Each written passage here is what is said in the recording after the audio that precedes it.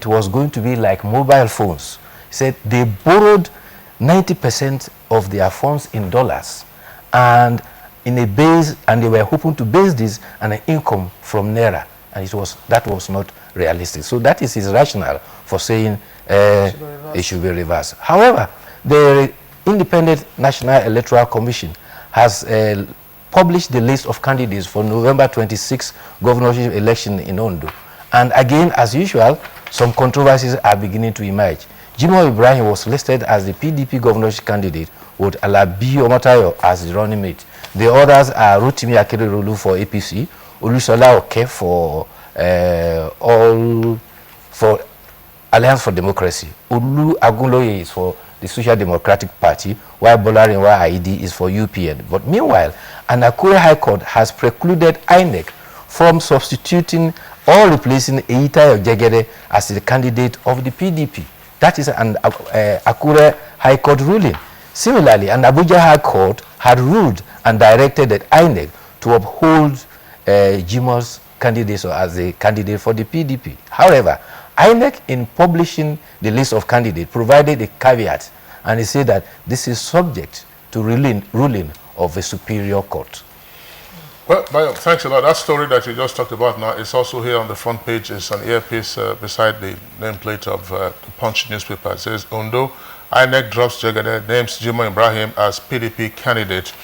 Details of that story can be found on page 12. And just to say that I think there was a headline in one of the papers yesterday or the day before that one of the factional chairpersons of PDP was issuing a threat that if Jimoh Ibrahim wasn't named as the candidate by INEC, some persons were going to sleep at Kuje prison that night. So, all right, Bayo, let's continue. Above the nameplate of the Punch, $9 billion lost to Northeast insurgencies, says presidential panel. $9 billion. Bayo, again, $9 billion. When are we going to be converting this to naira? I mean, let's have it in naira so that it's still the national legal tender for us here in Nigeria. That's the orientation we were yes. talking about. And then Deputy Governor, Southern Kaduna meet to end killings. That's on page 18 in greater detail. Now, this story says, with a kicker, $2.1 billion arms cash. Again, this is in dollars. Ex-leaders, top monarchs, and clerics among beneficiaries. Details of the story can be found on page 7, where some former heads of state are also alleged to have been part of the largesse. On page 7 of Punch, you also have the story, Abati gets bail, ex-FCT minister remains in EFCC custody. Bye. Well, there were also publications about the highlights of the budget released so far. And there have been concern expressed about the budget that so far about 2.5 trillion has been released out of the 6.06 trillion that was budgeted for 2016. And people are lamenting that we just have 2 months to go for the end of the year.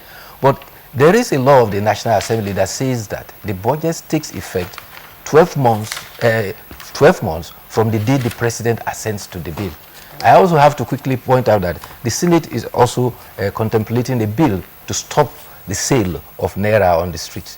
I think they should also... Sale of naira? Naira on the street. Wait, is it the naira or the dollar? Naira. Well, we have always had a CBN regulation, particularly the mint notes that are used for spraying. And if you recall, yes, there was an earlier directive prohibiting, spraying of the national currency. Yes. But there was an event that it was described as the abuse of the naira. Absolutely. But the event took place many years ago at the Aso Villa, and then people were, All right, gentlemen, Bayo, thank you very much. We do hope you have a good weekend. Yes. So we'll see you again on Monday. You're watching Good Morning Nigeria, and we'll take in another break. When we come back, we'll start our conversation. Stay with us. Nigerians. Suicide bombers are not spirits. They are not ghosts. They are human beings like you and me. They live amongst us. They are your neighbors. They are your friends today, but terrorists tomorrow. So you must know your neighbor now. Security begins with you and me. Know your neighbor. Be vigilant. Be security conscious. Report suspicious persons, objects, and movements to the police and other security agencies. The security of our nation is a duty for you and me. If you see something, say something. Nigeria unite against terrorism. This message is brought to you by the Federal Ministry of Information and Culture. Does your antiseptic liquid kill the germs that cause flu, diarrhea, typhoid? Dettol does. Dettol provides 10 times more protection versus leading competition. So why take a risk with your loved ones? Dettol Mom. She only trusts Dettol antiseptic liquid to kill 100 illness-causing germs, and it's recommended for cuts and scrapes. Worry less and love more. Don't just be any mom, be a Dettol mom. Dettol, be 100% sure. Every goal, every success deserves your all. Only 100% will do. Chivita, 100%. Chivita 100% juice. Made from real natural fruits, with no preservative and no added sugar. The best always believes in 100%. Chivita, 100% or nothing. Marketing a service like television broadcast that is truly transient and subjective requires some degree of specialized knowledge and skills. Principles and Practice of Marketing is an intensive 4-week knowledge-sharing class that is geared towards television marketing, media buyers, corporate relations heads with some of the pure tools needed to maximize how best to meet the expectations of customers while remaining profitable. All participants will be exposed to key attributes of service marketing in both traditional and new frontiers of electronic media usage like customer retention, audience priming and rating. The session should not be missed by marketing heads in all radio and television houses, media heads in advertising, public relations agencies, media broadcast, brand support managers and heads of corporate affairs. Venue, NTA TV College Jaws. Date 31st October to 26 November 2016. Fees 100,000 naira only per participant, accommodation inclusive. NTA Television College Jaws, training you to be the best you want to be.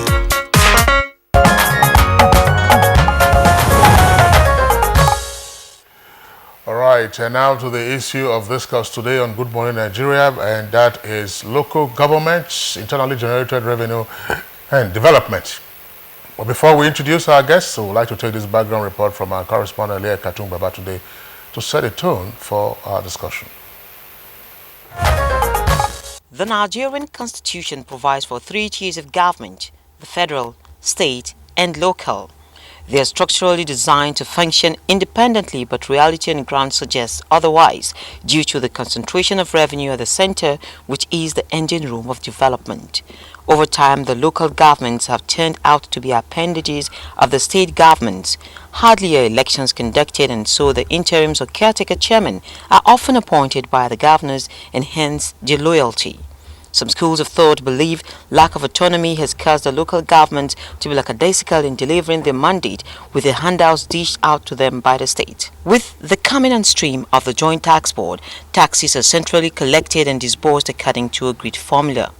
Some analysts are of the opinion that when these taxes are distributed, they still end up in the joint accounts, thereby limiting the ability of the local councils to deliver the basics like education, primary health care, amenities and infrastructure to create an enabling environment for businesses to grow and generate revenue.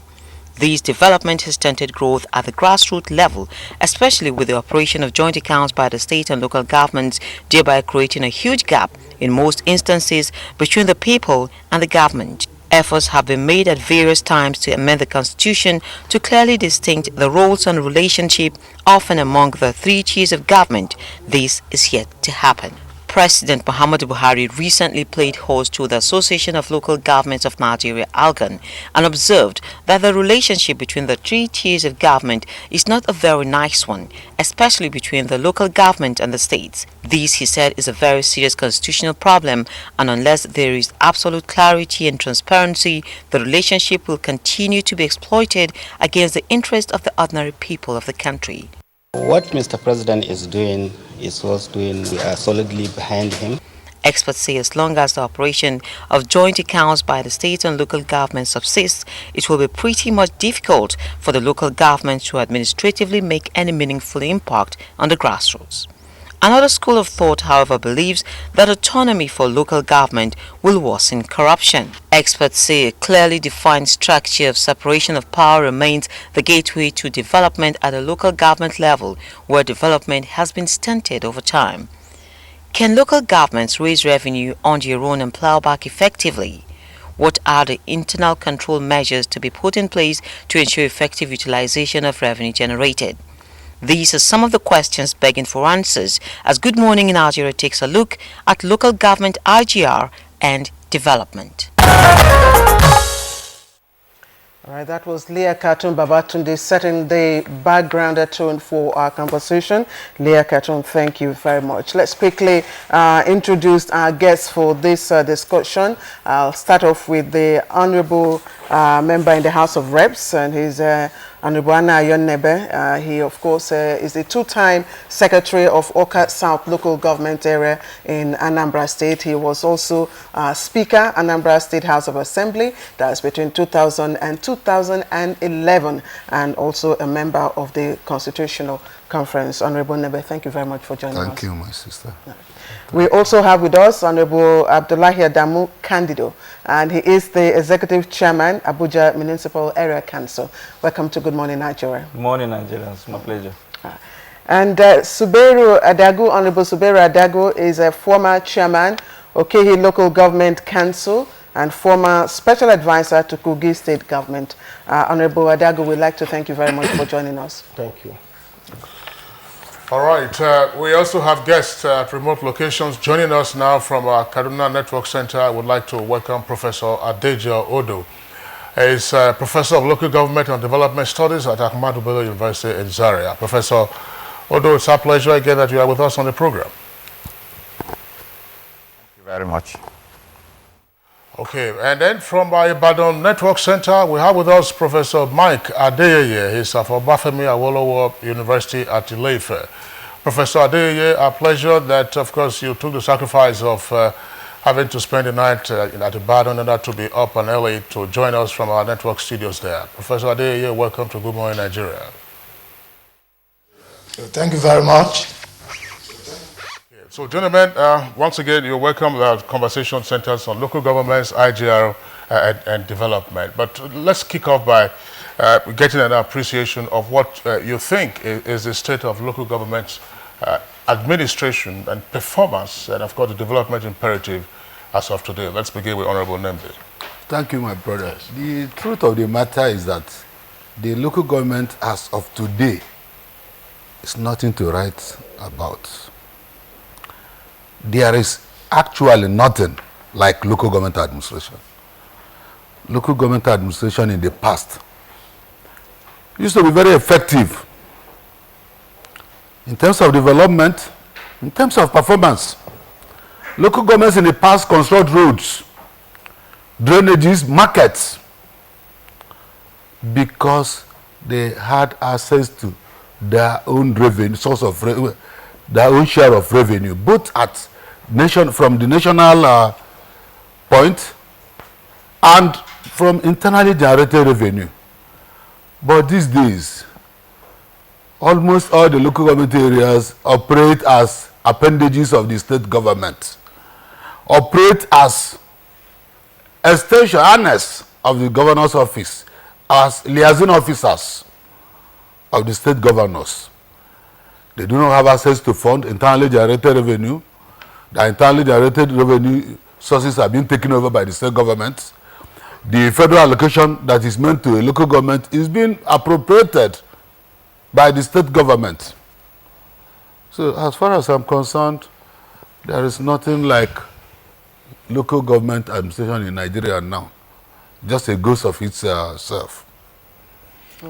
All right, quickly, let's move on to Honorable Abdullahi Adamu Candido, who is, of course, the current Executive Chairman of Abuja Municipal Area Council. You want to give us your impression of what you think, is the correct assessment of, the rural areas and, of course, the council areas, in Abuja. Good morning, Nigerians, once again. I think I may not totally agree with the distinguished member, principally because he may be likely talking from the angle of where he comes from. Of course. From the Federal Capital Territory where I operate, I think from 1999 to date, the area councils, which are also the same as local governments, I think have fared better, unlike other states of the Federation, simply because they have everything going for them as far as freedom of autonomy is concerned. A kobo from the Federation account that goes to the local government has never been tampered with. In particular reference to the government of today, that is under the present administration of the Minister for the Federal Capital Territory, not a single kobo has ever been diverted into any account. It always goes straight to the account of the area councils. And I think the IGR this is also something that has to do with the initiative of each area council. In terms of development, in terms of availability of infrastructures, in terms of access, you know, what do you have to say to that? Yeah, good. That is what I'm trying to point at.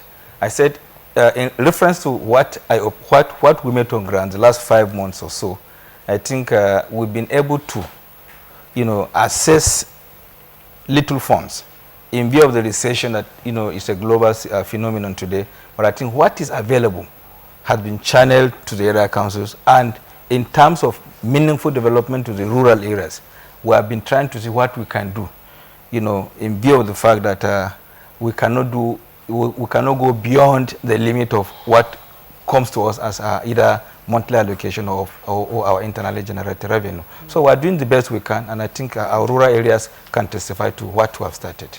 Well, I was just wondering, Honorable Abdullahi Adamu Candido, you appear to be sketching a picture of El Dorado for the area councils in the FCT. According to you, since 1999, FCT area councils would appear to have fared, but there are 6 area councils in the FCT, by the way, better than, you know, their counterparts out of the remainder of 774.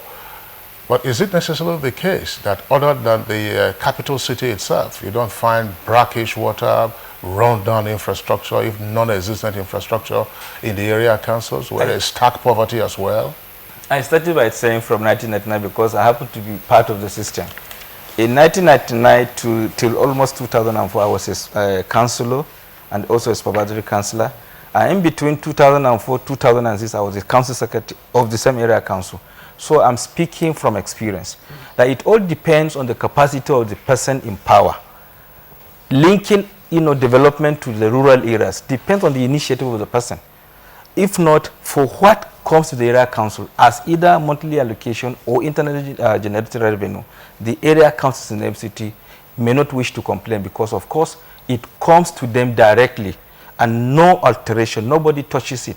And as I said in specific terms, reference to the present administration, this government has never taken a kobo from the area council. So presumably some other governments in the past tampered with the funds. Well, it could be possible. Possibly because maybe it all depends on the capacity of the person who is at the center, either as a minister who wishes to interfere. But for me, from what I know, it has never happened in the course of while I served. And now that I'm even serving as the chairman, we've not witnessed that. But of course, we can also give it to the fact that we don't have enough resources these days in view of the recession that are all witnessing. Just before we bring in the former Okehi local, chairman of Okehi Local Government Council, I'd like you to speak specifically to availability of infrastructures within the area councils. Drinking water, potable water, electricity supply, good roads, health centers. Are you telling us that within the area councils, people have greater access to these facilities? No. Are they readily available? Not at all. Please exactly what I'm trying to say. I speak in specific terms as it concerns my own area council. I may not be able to speak for the other area council because I am not there. But for the area council that I belong, which is AMAC, don't forget AMAC is not just the city center. We have areas that can stretch up to 10-15 kilometers away from the city center. Possibly certain areas may not have these facilities simply because of the inadequate resources at hand, or else there are good intentions. And like for me, I have initiated steps to link up rural areas to the city. have also initiated steps to even provide, electricity.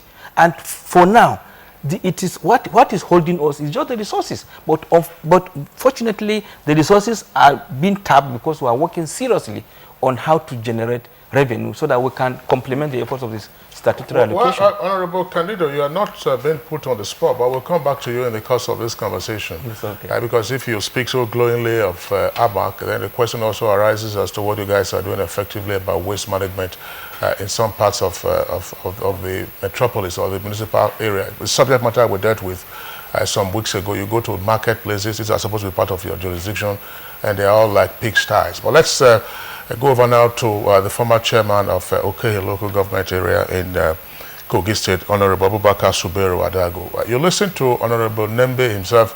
He'd also been in the local government system and he tended to have painted a somewhat unflattering picture of local governments virtually nationwide, with a caveat entered a moment ago by the incumbent chairman of AMAC. What's your take on the state of local governments in terms of their functioning and impact? Thank you, Nigerian. I think, first of all, I want to thank NTA for bringing up this program, oftentimes so that the players at various council level will be able to interact ideas with the public, especially on the funding and administration of local council area. I think in Nigeria we have 774 local government in Nigeria for now. If you take 5 council area of Federal Capital Territory out of it, there will be left with 700 and... There are six area councils. But when you remove that 6 out of it, I can say categorically now that the remaining ones are practically non-functionals. Honestly, the reason being that if you look at Nigeria today, we have local governments now being run as appendages of state governments. And don't forget that even the way they handle their elections, in many states of the federation today, we have councils areas elections not held. They are just being nominated there. You know, the governors of every state just nominated their special advisors or whoever they wanted and made them caretaker chairmen, sole administrators. Some even call them SSA, whichever name you call them. So honestly, you look at it that if you look at the basic function of local government carved for them by the constitutions, they are not really doing it. So don't forget, just some years back now, Obasanjo said it, that we have 774, he called them a drain pipe in Nigeria. So essentially, I think I want to say that except if the government could really even look at the structure of the local government, look at it, if you could see that if you look at local government now, even states where they, apart from AMAC area, Abuja, Federal Capital Territory areas, other states, elections into local councils areas are being held by CIEC. Definitely, if you are not a crony of the governor of that state, you can never win any election in that state. So there is no competition in the first place. So it becomes difficult for anybody to attach any importance or think that any meaningful things can take place in those areas. With due regards to Federal Capital Territories that my chairman said they are really doing their best for now. All right, thank you, former chairman of Okehe local government, Suberu Adago. Let's quickly get to Ibadan, where Professor Mike Adeyeye is. Prof, I know if you look back 10 years ago, or even much earlier, the stories we hear of local government areas is that of underperformance. We hear, of course, advocacies for empowerment to the local government areas and all that. Has the picture changed within the past 5 years or so? Well, good morning.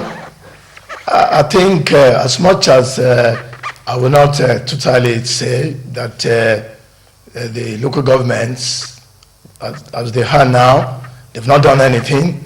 And also, I will not totally agree with my honorable that the picture he has painted about El Dorado of the local government The issue really is that there are challenges, probable challenges with our local government system in Nigeria. And there are also constraints that will not enable the councils to function as they should. And these constraints, some of them are fundamental, really, really fundamental. And then they deal with the constitutional provisions through which local government will function.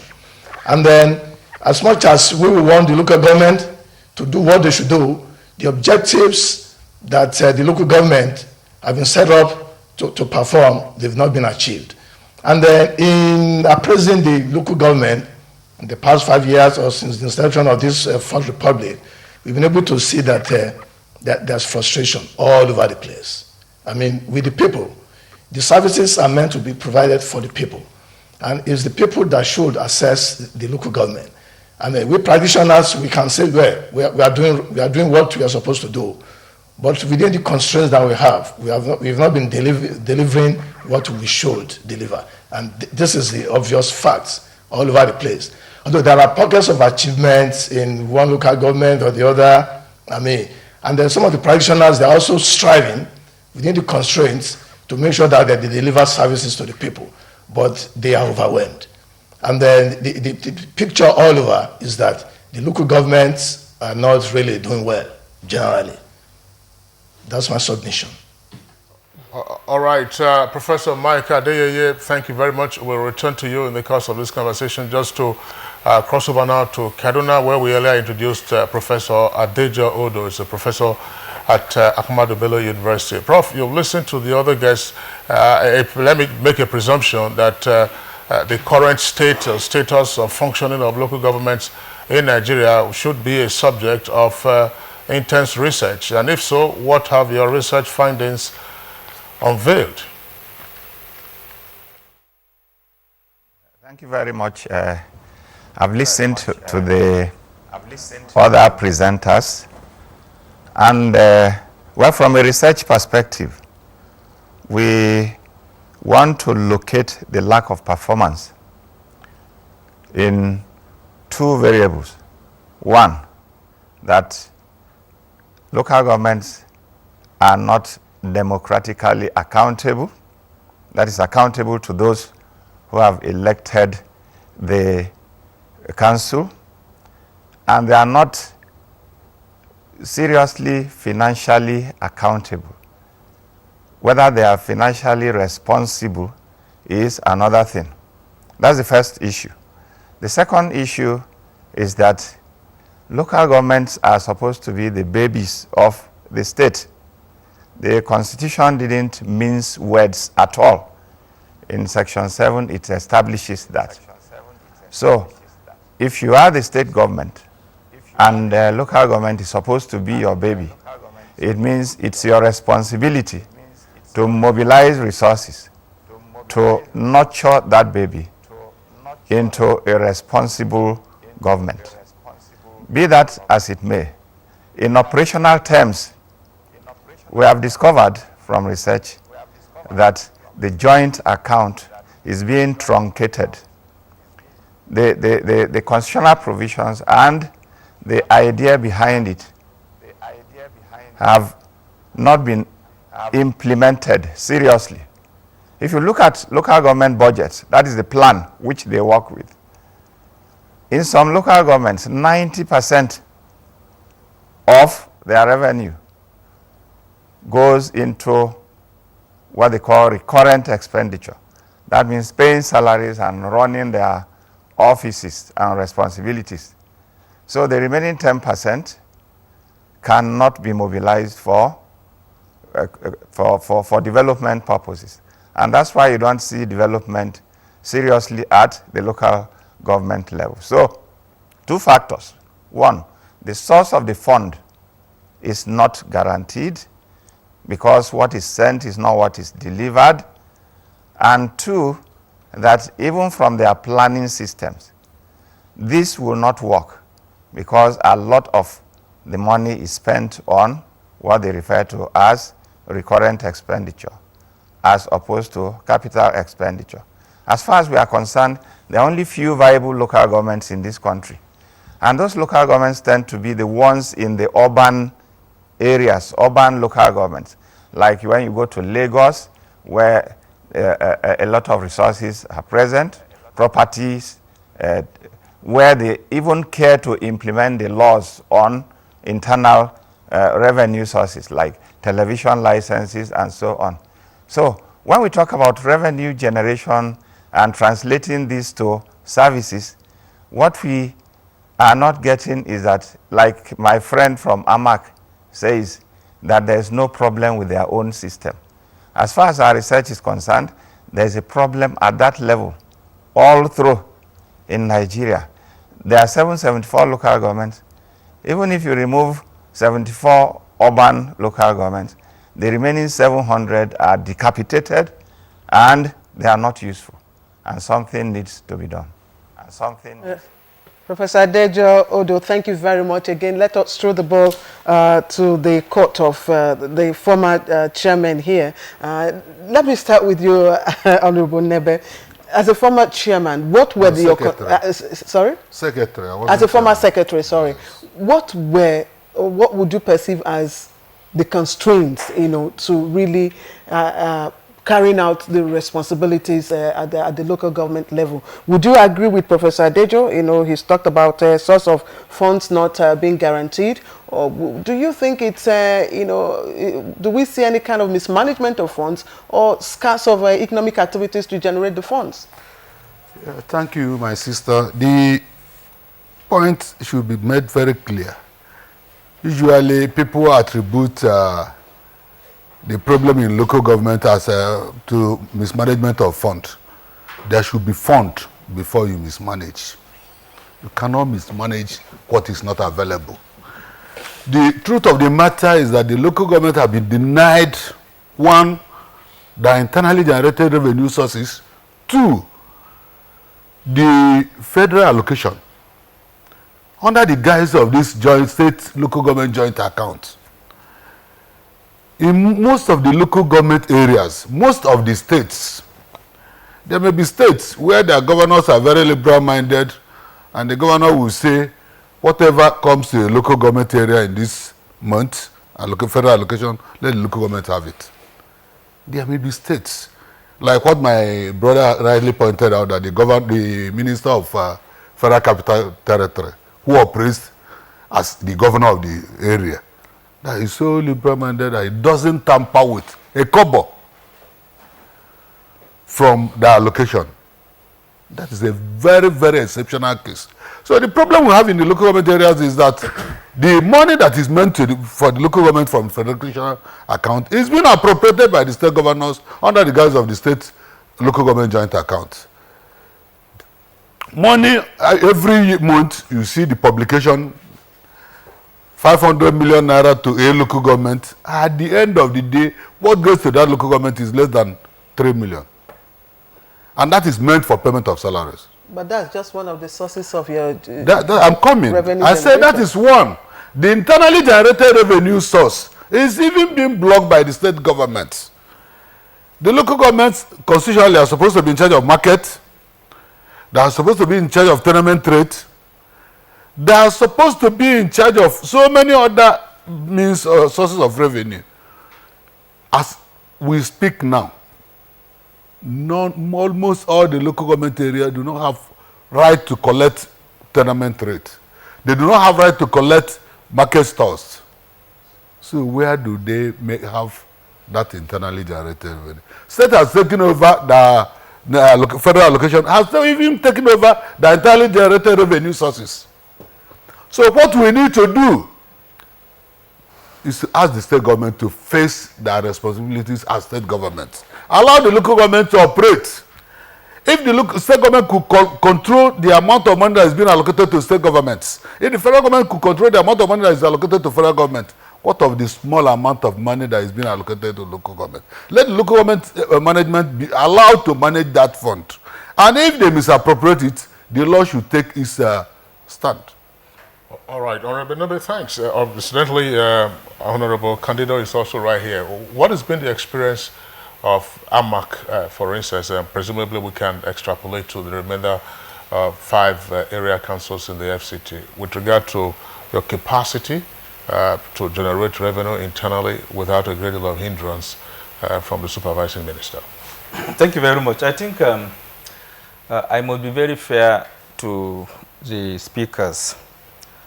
Compared to other states, if you ask me to go become a chairman in a certain state, I will gladly appreciate and say thank you, and then refuse to serve in that capacity, believing in the fact that I will only be given a burden, and at the end of the day they may say he did not do anything.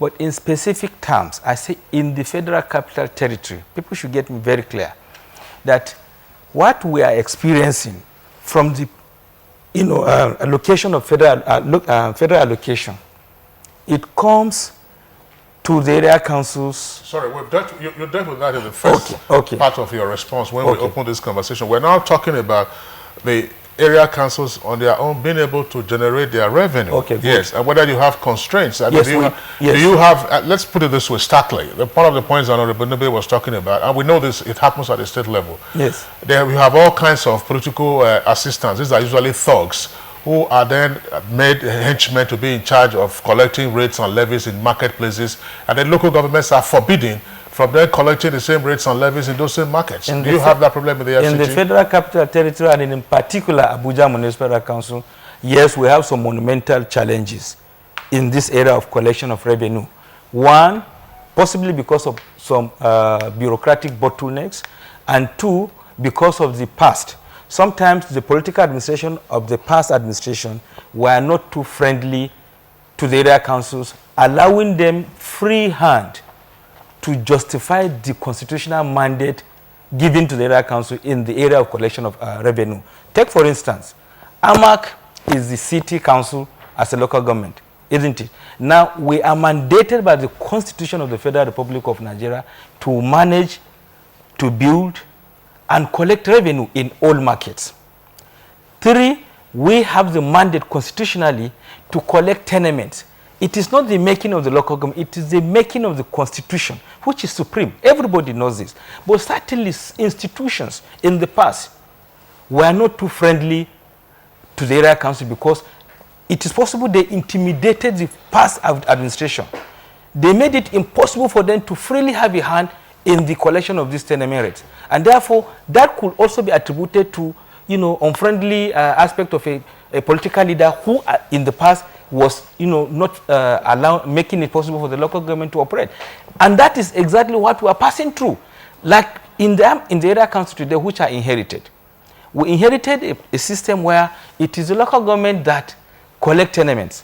But because of possibly because of the way it is being enforced, because Nigeria, the way we conduct ourselves, it is hard, you hardly get, and Nigeria hardly pay their tenement rate or taxes as and when do until they are forced. Now, unfortunately, the bureaucratic bottlenecks came into, get that as a means to now tackle the local government. But what we are saying generally is that it is not supposed to be so.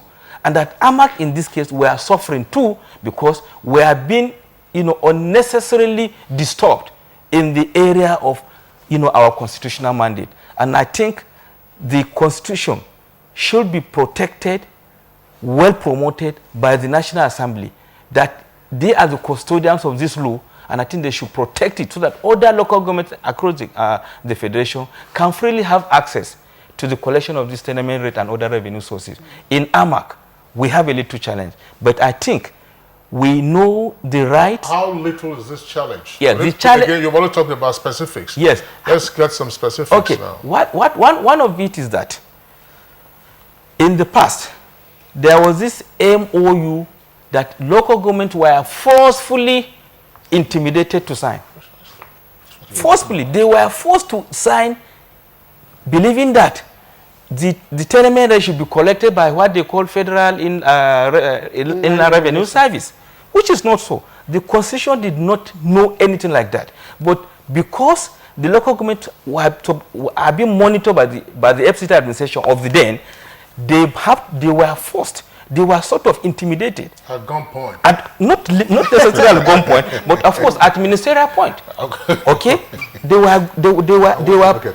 were forced to make sure that they allowed this thing to be collected through that federal internal revenue source, so that they cannot be splitted across the 6 area council. The constitution did not guarantee that, and in the area council of AMAC, we will continue to stand our ground that it is the constitutional responsibility of the area council to collect an rate, and that is the stand we are taking. What of marketplaces? Marketplaces is the same thing. Just like I said, certainly some bottlenecks are there, but I must be fair. I must be very, very fair to the present minister. He has never interfered in what we do. But you also know that he's just coming in and beginning to, understand the system. But what used to operate before, the local governments were not, faring better. Take, for instance, Wuse Market belongs to Abuja Municipal Council. It's supposed to be managed. It was even managed for over 20-something years by the same local government. But in the last 10 years or so, it was taken over from the local governments. Now that is an unnecessary interference.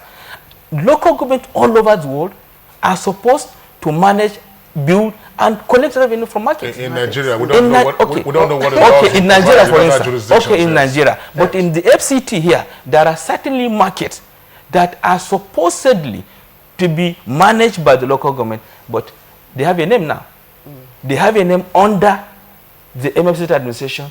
Constitutionally, we're supposed to frown at that. What is the name that is who manages Garikim International Market? Good. Who manages Utako Market? There's another one that caused some Utako Market is managed by Abuja Municipal Council. Garikim Market and certainly Wuse Market that I just mentioned, Uye Market are all managed by what they call Abuja Market Investment something. Sincerely, that is not supposed to be. Okay, let's pause you for now. Let's bring in Subiru Adagu, who is also former chairman of Okehi local government. What was the experience during your time? What was the practice? Did you also, have any form of interference in your capacity to generate funds? Well, I think while I serve as a council chairman, the governor then, Alhaji Ibrahim Idris of Kogi State, he didn't interfere into our activities to some extent. Because if you look at Kogi State then, that was why some of us that served between 2008 to 2011 will have some projects, projects that touch the lives of our communities in those areas. But, Kogi State is a small state. Of course, we don't have a good market where we could generate enough of this IGR. But I think to some extent, some of us, especially Okehi local government where I served then, we have we try to put in bylaws into the area so that we can generate a lot of revenues, collecting of small rates from all these taxi park rates and all those levies. But I think the problem we have then was that these levies just constitute a very small, negligible amount of our source of income. So that if you look at it, we still depend more on the federal allocation inflows for us to be able to do anything. But I think one problem we have is that, if you look at Abuja, you have good markets around here. I think what AMAC chairman is just saying, there has been a lot of interference, especially on markets that the state government knows that is very lucrative. For instance, we have one in the Kenya then, just like what he said, we have it too there. Those markets that are very viable, you see that the state governors will always try to put up a kind of management organization or another institutions that will take charge of the running and then the collection of levies from those areas. So I think what we really need is to have enabling enactments, maybe in our constitutions again. That's why the National Assembly, they need to sit down to look at it critically. If you see this government, local council area, they are the most closest government to the local people. If you see in some states, in some council area, you will discover that you will not even see the presence of a state government for 4 years. But in that area, the local government could provide the gap by linking the people to, to know what is happening in government. So I think they need to work more. Let the council areas know their scope. which area should they really collect revenues, where do they need to put in more money and generate more revenue. That's in our constitution for now. I think the constitution that put the council area as appendages of the states really make it difficult for any local government chairman to try to do anything beyond his scope. All right, Honorable Adagu, thank you very much there for your reaction. Now, we still have the two professors, one at Ibadan and then the other at Kaduna Network Center. So, gentlemen, please pay attention to this point because I would like you both to address this. But beginning first with Professor Adejo Odo. When we're talking about IGR, actually we're discussing this in the context of a budgeting process. Your IGR, of course, is supposed to be part of your revenue stream to enable you fulfill or carry out your budgetary intentions for a given year. From your findings, from your research, do you find sufficient capacity in the budgeting process at the local government level, or you just find persons who are just looking for money anytime money comes? It goes whether from the federation accounts or whether from supplementation by state governments as well as IGR. Do you have enough institutional as well as human capacity to manage the budgetary process at the local government level? Professor Odo. Well, that's a very critical question because it's central to a development. The situation is that you have people we call planners in local government, you have budget officers, you have a finance department, and they follow the budgeting process, even though it's always actually incremental in nature. Their processes are guided by call circulars from the state, and then sometimes the state define the areas the budget is to address. That's the first issue. The second issue is about their qualification and commitment. In terms of qualification, they are fairly well trained, but budgeting and so on is based on data. The extent to which they collect this data is a little bit questionable because budget that is not supported by data may not be much in tune with development. The third issue here is that even though local governments budget, the executive of the local government is supposed to throw its weight around the budget. And that's where the issue of revenue comes in terms of strategy. Their budget is actually based on what happened the previous year. Can we improve on it and so on? But their budget is predicated on the amount of money expected to come to the state joint local government account, which is supposed to be disbursed to them. Since these monies don't come, the budget will just end up in like a smoke screen because it is not effectively backed up. But one other issue is that the question is, must we continue to depend on one way of getting relief from the state? Can we do anything with our communities? Because if the money is not coming from the top, the communities too have their own potentials to support development activities. And this is the area we are very interested in. When donors come, they are also interested in these areas. How do we tap community resources and capabilities to bring about development in view of the dwindling resources? It's a two-way affair. The money is not coming from top. The masses are there, the communities are there, they have their own resources, they have their own aspirations and so on. Can we make use of what exists there? Can we mobilize the communities? Can we get external support from donors and so on? Because donors are always willing to come in to support. In fact, the aim of donors is to come in to fill the gap where government is not operating well. So to round up what I'm saying, yes, it's good to expect the fund from the joint account, but it's also good to tap community resources, which you can support with little fund and bring about the same development. And there are opportunities and options for you. If government doesn't come, you can depend on communities, you can depend on donors. But we are not going to surrender this to government, because as far as I'm concerned, the state government must be held responsible for the performance of local governments. Thank you. Thank you, Professor Ado. Let's again go over to Professor Mike Adeyeye in Ibadan. Prof, how does the process, that by which local government chairmen and indeed the executive at that tier of government come into power affect their capacity to, carry out the responsibilities, provided for them in the Constitution, which is, of course, one of them, which is generation of revenues through what we have paid, what are the services that you have provided for us? There are no services. So that mistrust between the people and those in government is there. And then the people in government also, at the local government level, some of them don't have the moral right to tell the people to pay their tax and to contribute to the development of their local government. It's a big issue there.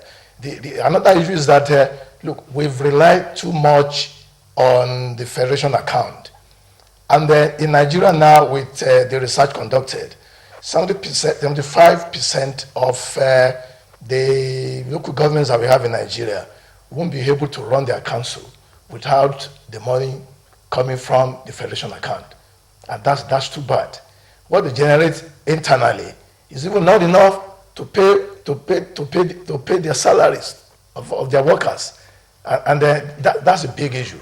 And then another issue is that as the local government, they rely on the federation account allocation, the state also they rely on it, and also the federal government.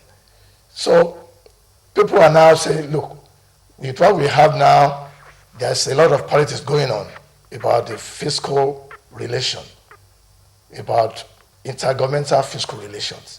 And then in our federal system that we practice, so to say, fiscal relations is always a big issue everywhere in the whole world. And that is why we need to get to really sit down and debate it. And that's the issue with the JAG. If 75%, more than 75% of the money to run the councils coming from federation account, so there's a big issue with the JAG, with the state joint local government account. And that is why the state governments are desperate to make sure that they manipulate that committee to suit what they are going to do. And the local governments who they are desperate to say, look, let's have a fair share of what comes in from the federation account. So those are two big issues that confront the local government. And then about generating money, about internally generated revenue. I mean, the capacity of the local government at times to monitor and then get people to pay their tax, it is a difficult one. Because as they don't have the moral right, so also they don't have the capacity to enforce that the people at the local government level should pay their taxes. So that's the one we should also look at. Then there's this thing about the section 7.1 of the Constitution of Nigeria. That section of the Constitution, we really need to look at it. That section of the Constitution has given the state governments the leeway to interpret that section the way they like and the way that will suit what they are going to do. But the bottom line is what we do, what governments all over the world do, is to provide services for the people. And if government officials start to fight among themselves about we should get the large chunk of the money from federation account, it's not really good for our federal system. And then that's the more reason why we should look at that section of the Constitution that gives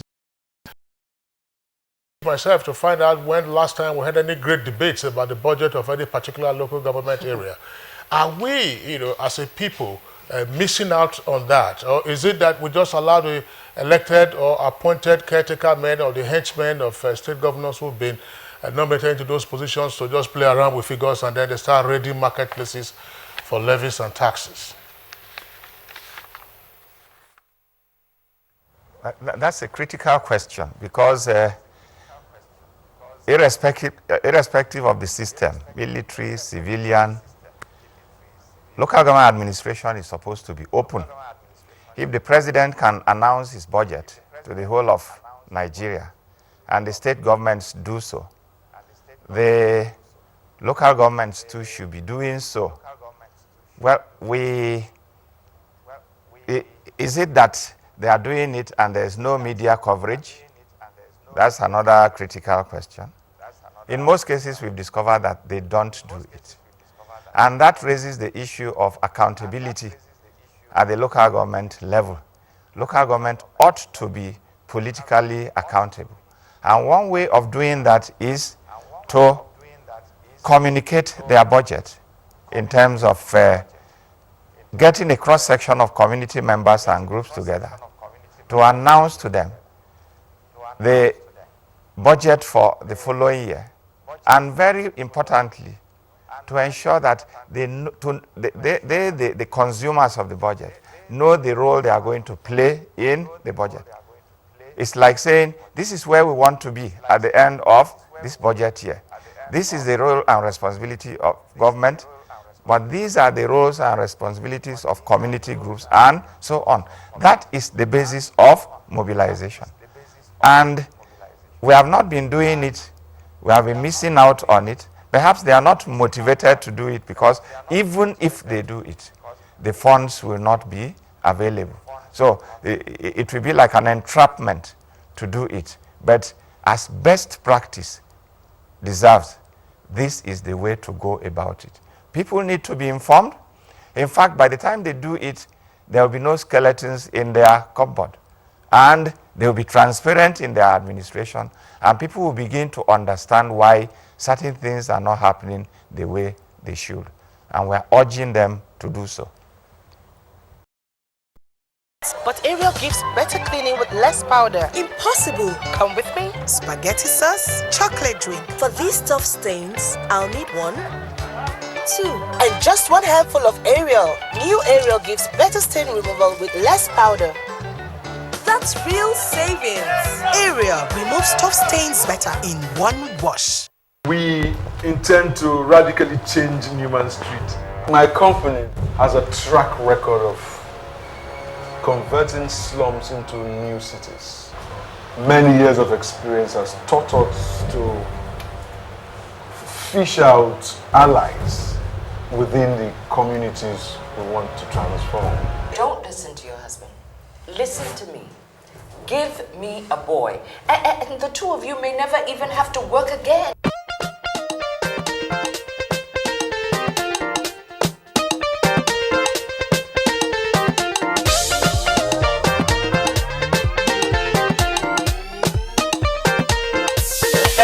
Yeah, sharp guy, how are you?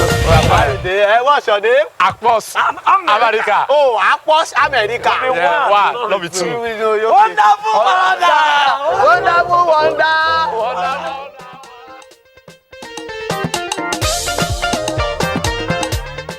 With an increasingly volatile economy, there has never been a more fitting time to own your space and carve out new opportunities. Join over 1,000 women at the 15th Women in Management, Business and Public Service WIMBIZ Annual Conference as we discuss the next frontier, new landscape, new possibilities. Topics include beyond parity, inspiring the next generation of female leaders, women in mining, unlocking the Nigerian mining opportunities, and the billion naira tourism industry, monetizing the beauty within, among other topics. Date is Thursday the 3rd and Friday the 4th of November 2016. And the venue, Echo Hotel and Suites, Victoria Island, Lagos. It starts at 8 a.m. prompt daily. To register, visit www.wimbizannualconference.com or call 0803-594-6249. WIMBIZ, 15 years of inspiring and empowering women.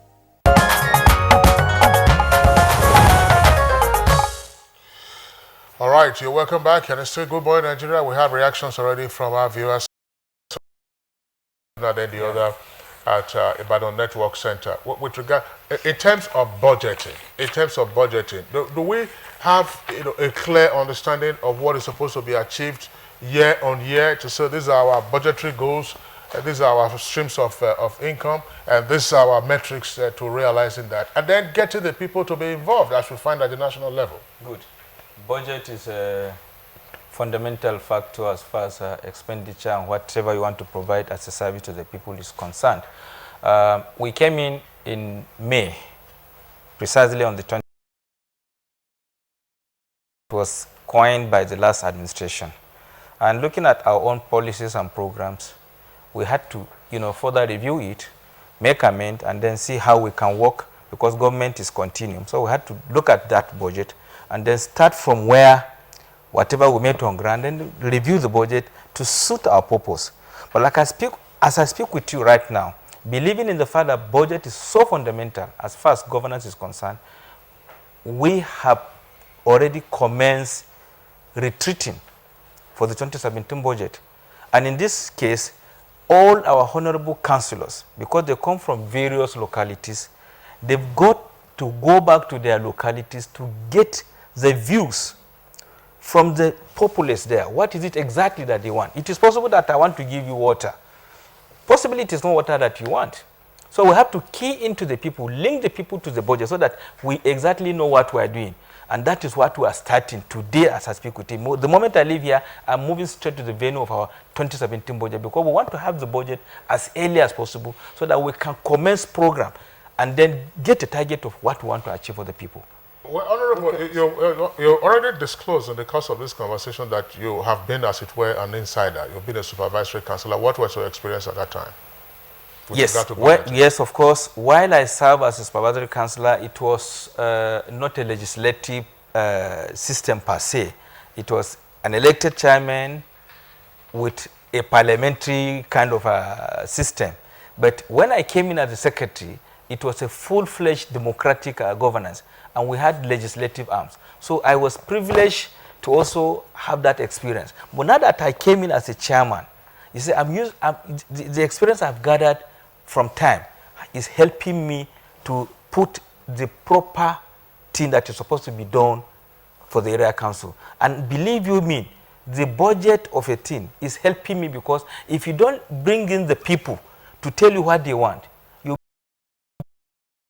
is autonomous. Once local government operates as a third tier of government, which implies that democratically elected government, when there is democratically elected government at the center, at the state, there should be at local government areas. When there is none, it's a general thing. If it's a military system, that's the deal. But if it's a democratically elected, and once we say democratically elected, the chairman and the councillor should be elected. Okay. Not appointed. Okay, we'll thank you for that, because we don't have time. In fact, we've run out of time. And just the last word from Mr. Adagu. Do you agree with Honorable Nembe? Quickly, please. Yes, I agree with him, but with just a little caveat. Apart from granting autonomy to local council area, this system of having a CIEC conducting elections at some local council area does not really help matters. Now, that if it's a decree, I don't know what it is, if it's in our constitution, it should also be repealed. Let INEC be conducting election at various local governments. That will bring fair competitions. And by then you see that good people will now come. If you look at what is happening in other council areas now, the people you see that are sole administrators, are caretaker chair, but they are thugs belonging to the governors. So I think apart from having autonomy, INEC should also be conducting elections into our various local governments. So you will see that every other political parties will participate. By then, credible people will come up and seek to become the chairman of their various local governments. Now, what we have now, my sister, honestly, right, even if they bring 2 billion to some local government, it will not function.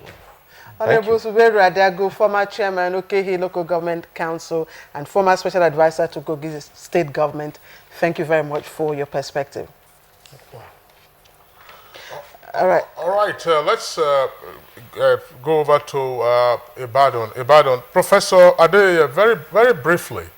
Very briefly, we understand, I mean, from what we are saying, there's quite clearly some challenge that state governments represent to the operations of local governments.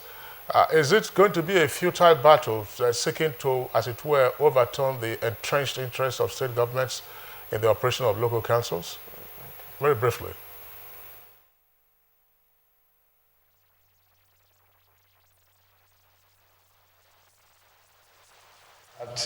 Aspect of the Constitution.